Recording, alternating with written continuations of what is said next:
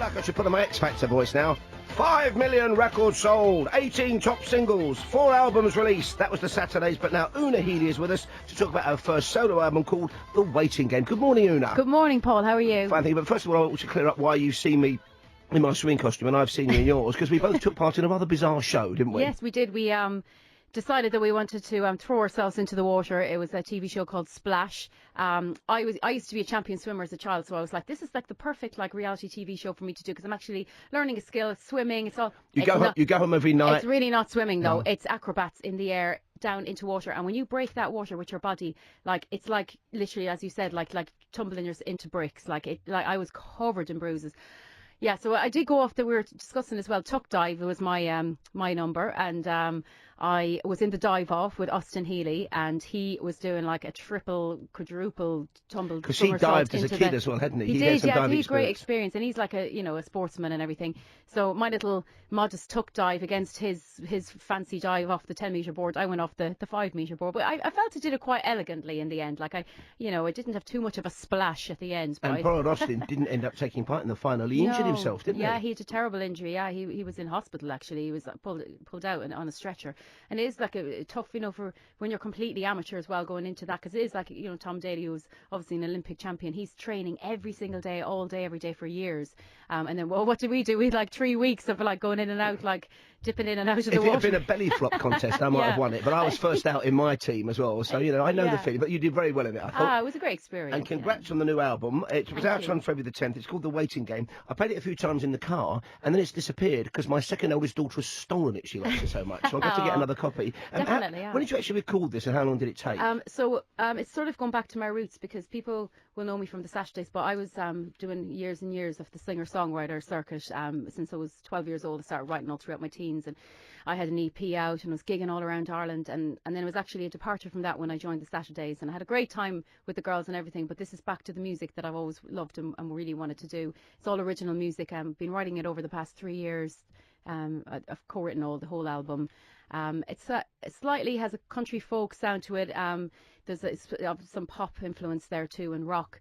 But it's a singer-songwriter album. I mean, that's what I love about it, to be honest, is the fact that I'm a big country fan. I like all kinds of music, and I've got Irish relatives, and it's very clear to me to see where country in America came from. It's basically Irish and Scottish music. Yeah, a lot of it is. And there's that strong undertow in your album of that. But as you say, it's also rocky as well. When you're writing stuff like this and recording new stuff, do you try and keep up with what else is being released, or do you have to shut yourself away from that so you don't feel yourself kind of following a trend that's not really you? Yeah, so it's only now that the album's done and everything that I get asked what is how would you pigeonhole your music, or what would you call it? I'm actually it's other people calling it this, that, and the other. I didn't consciously go in and go, right, I'm going to write a country album or anything like that. It's just it's a huge influence in my life, because my uncle's name is Declan Ernie. He's a country and Irish singer. I always grew up listening to the country music, so it's obviously in there somewhere in my head. So when I was writing my melodies and doing because I composed most of it on the acoustic guitar and that as well. That would have been the influence, growing up. And when you were writing from an early age, have you ever written any songs that you now feel deeply embarrassed about? Quite a few. Like I had one called Rusty, Dusty and Musty, sitting on the shelf. I only wrote it when I was like about 18, I think. I was a bit ahead of my time writing that. I think Adele nicked that for her last album. Yeah. Rusty, Dusty and Musty sitting on the shelf. Sitting on the shelf, yeah. So that was one. Actually, I sent that in to join the Irish Music Rights Organisation. Part of the requirement was to get a song played on radio. So I sent it into my local radio station, and they playlisted it. So this was like back in the day. It was a rough demo. But I loved it. And next thing everyone was like, I love your single. I was like, that was literally just to get it play on the radio. It had me tapping my toes. But yeah. But it's I've some I'm very proud of. When I was 15, I wrote a song called Radar Off My Sleep that won a national song contest, and then I won another one with another song I wrote.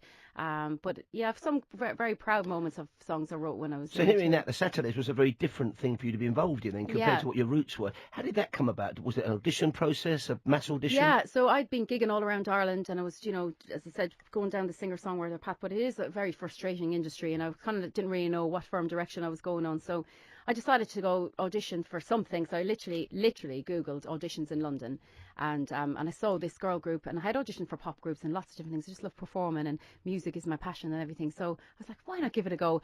Definitely had the feeling I'm not going to get into this. I saw girls doing cartwheels and backflips and everything in the auditions, and I had came from my little humble bar stool singing with my guitar or rocking it out with a rock band. So it was a different departure from what I was doing. But I felt when I did audition, because I didn't have the nerves like some people would have or I used to have in the past and had the experience, they actually said to me, well, actually, we would like you to join the group because we'll add a different dimension to the band. It's not going to be. And you can actually sing, which is always a bonus in a group. The girls are brilliant singers, and but it was so different to what I'd been doing before. But it was a whole new experience for me, and I gained so much within those years with the girls that I feel it's going to stand to me now today moving forward. You know. Okay, well, the album's called The Waiting Game. The first single off it, the new single, is Stay My Love, and you've teamed up with somebody rather special on this, haven't you? Yeah, I have. So this is my first single, Stay My Love.